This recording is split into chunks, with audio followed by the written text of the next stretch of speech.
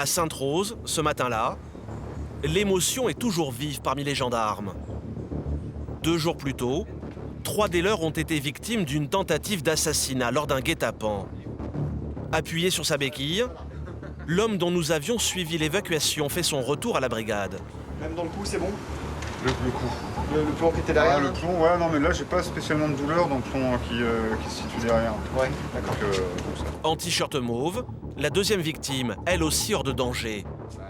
Le troisième blessé, lui, est toujours à l'hôpital, 112 impacts de plomb dans le corps.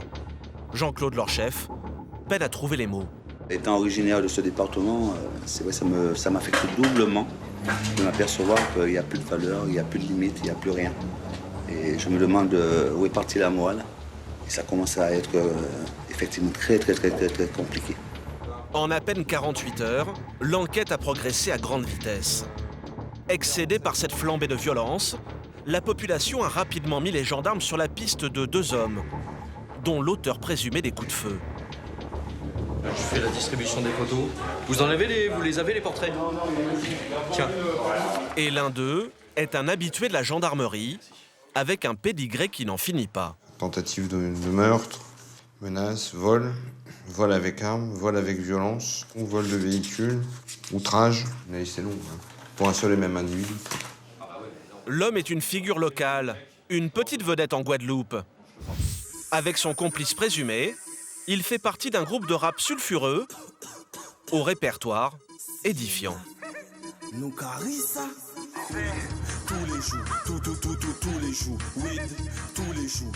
Drogue tous les jours, voilà pour le refrain. Sur ce vidéoclip amateur, ils sont une vingtaine à poser devant la caméra. Une petite bande, parfois violente.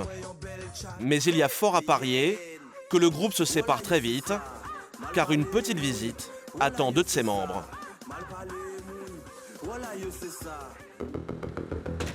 Dans une gendarmerie à l'ouest de la Guadeloupe, les unités d'assaut de la gendarmerie s'apprêtent à intervenir. Le tireur présumé vient tout juste d'être localisé au centre de l'île. Ils nous donneront la position et les derniers éléments sur place et en fonction, on sortira l'articulant. Casque lourd, gilet pare-balles, ces spécialistes des interventions à haut risque prennent toutes les précautions, car le face-à-face est imminent.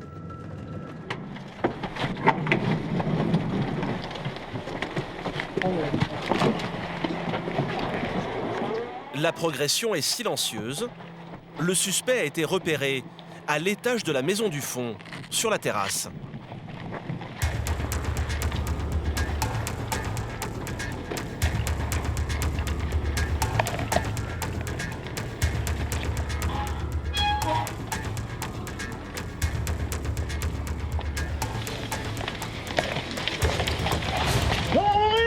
Au sol! Tout le monde au sol! Tout le monde au sol!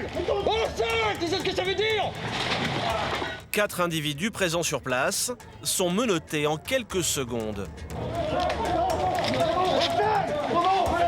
Faut bien vous crier!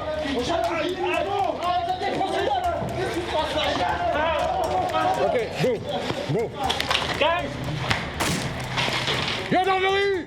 Chaque recoin de la maison est ensuite inspecté, sous les lits, dans les placards, derrière chaque porte. Ok, c'est clair là.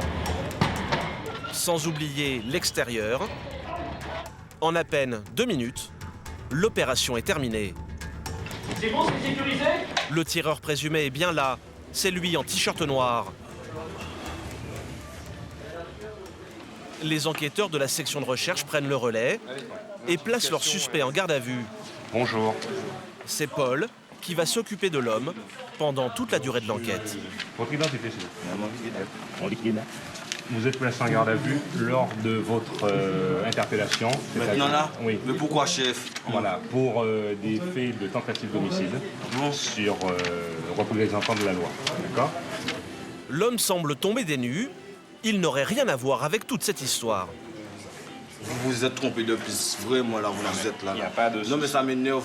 Ça pas de m'énerve, souci. la Il chef. faut savoir que la garde à vue, justement, c'est un moyen de répondre aux interrogations Ok, des y a pas de problème. enquêteurs. Je vous suis. C'est aussi bien pour Dès que c'est vous vous qui que doit pour répondre, nous. je vous suis. Le suspect numéro 1 nie tout en bloc. La perquisition va commencer. Les gendarmes espèrent bien retrouver l'arme du crime, un fusil de chasse et ses cartouches de 12. Tu as dormi dans la chambre de ta cousine. Ouais. Et ta cousine, elle est là? Ouais, elle est là. D'accord. Et c'est elle est là. Parce qu'on va aller dans sa chambre. Oui, il n'y a pas de problème. Il n'y a pas de problème, chat. Tu peux fouiller tout ce que tu veux. Pendant 1 heure, la maison est inspectée de fond en comble. Mais les gendarmes ne trouveront pas grand-chose, si ce n'est un petit sachet d'herbe de cannabis caché sous ce canapé. Non, c'était là, mais c'est à moi. Rien qui puisse relier le suspect à la fusillade à laquelle il aurait participé. Les enquêteurs décident alors de fouiller le domicile de sa grand-mère, de l'autre côté de la rue. Et dans cette chambre, ils vont faire une découverte intéressante. Bon, ça c'est quoi ça? Des cartouches de fusil de chasse cachées dans l'emballage d'un rasoir électrique. Ça, franchement, je sais pas. C'est où sorti? On va prendre la photo. C'est sorti d'où? Sorti de là. C'est pas moi qui les ai amenés. Ça serait vraiment de la magie qui ne sache pas d'où ça vient et d'où viennent ces cartouches et comment elles sont arrivées dans ces affaires. Le fusil, lui, reste introuvable. C'est donc lors de la garde à vue que tout va se jouer. Il faut que le suspect passe aux aveux. Mis en cause par plusieurs témoins qui l'ont formellement reconnu le soir des faits, le jeune rappeur va peut-être craquer lors de son audition. Mais pour le moment, il campe sur ses positions. Ouvrir le feu sur des gendarmes, ce ne serait vraiment pas son genre. Pourquoi j'ai tiré sur des gendarmes? Je suis un con pour tirer sur les gendarmes de Sainte-Rosa. Je suis pas un con quand même, je connais tous les gendarmes de Sainte-Rose. Je suis pas con quand même. Pour le jeune homme, la victime dans toute cette affaire, ce serait bien lui. Et si les témoins ont livré son nom aux enquêteurs, c'est parce qu'il a le profil du coupable idéal. Il souffrirait de sa mauvaise réputation. Moi, à Sainte-Rose, dans mon quartier, il y a beaucoup de personnes qui m'aiment pas. Vous voyez, j'ai déjà attrapé des antécédents, je suis déjà allé en prison. Donc les gens, dès que tout se fait, c'est la bonne. Durant sa garde à vue, le jeune homme n'en dira pas plus et continuera à nier en bloc. Mais les auditions de ses complices présumés vont se révéler plus fructueuses. C'est un de ses proches qui va finir par tout raconter. Et le mobile du crime laisse sans voix. Si le suspect a ouvert le feu, c'était pour protéger son cousin. Car lors de leur intervention, les gendarmes avaient sorti leur pistolet taser. Le suspect aurait eu peur que les gendarmes n'abattent son cousin, alors il a tiré le premier. Et ça s'est passé de la manière suivante. En fait, lorsque les gendarmes sont intervenus, ils ont braqué le taser sur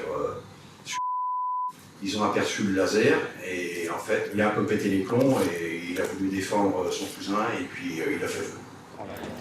Le suspect sera mis en examen et incarcéré jusqu'à son procès. Il encourt la réclusion criminelle à perpétuité. Bien avant Marseille, la Corse ou la Seine-Saint-Denis, la Guadeloupe détient le triste record du nombre d'homicides. Une île où la violence peut surgir à tout instant et pour n'importe quel prétexte. Comme il y a quelques mois sur cette route, la circulation vient d'être interrompue pour laisser passer le carnaval annuel. Une barrière bloque les véhicules et ce n'est pas du goût de ces deux hommes qui arrivent en scooter. Un policier municipal leur interdit le passage. Alors les deux hommes vont se jeter sur lui pour le lyncher. Une bagarre violente, pendant laquelle le policier va même tenter de dégainer son arme. Les coups vont pleuvoir, jusqu'à ce que les deux agresseurs se lassent et décident de partir sans se presser sur leur scooter. Ils seront arrêtés quelques jours plus tard. Il y a moins d'1 an, près de Pointe-à-Pitre, une rixe entre deux bandes a là encore failli tourner au drame. Le conducteur de ce deux roues va subitement tomber nez à nez avec l'un de ses rivaux, qui sort un couteau, puis lui assène plusieurs coups. La victime va tenter de fuir en s'accrochant à un véhicule. Sans succès, nouveau coup de couteau. Dans la confusion, une deuxième bagarre éclate, une deuxième arme surgit.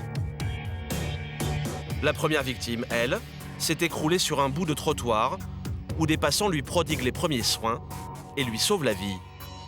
Mais de plus en plus souvent, ce sont des armes à feu qui surgissent lors de bagarres, à l'issue parfois fatale.